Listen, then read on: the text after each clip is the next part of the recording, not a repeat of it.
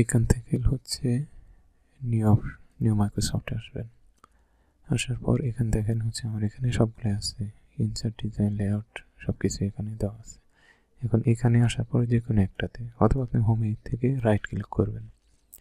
Right click করার পরে যে কাস্টমাইজ কুইক অ্যাক্সেস টুলবার, এখানে আসবেন। আসার পরে কাস্টমাইজ রিবন, ঠিক আছে, এই অপশনটাতে ক্লিক করবেন।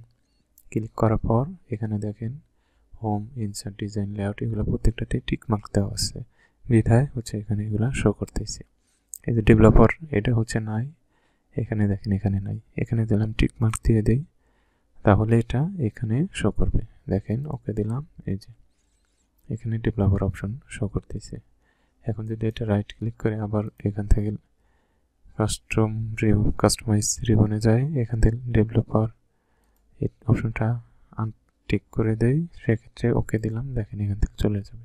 তাহলে হচ্ছে এটা এভাবে ট্রাই করে দেখেন, হওয়ার কথা।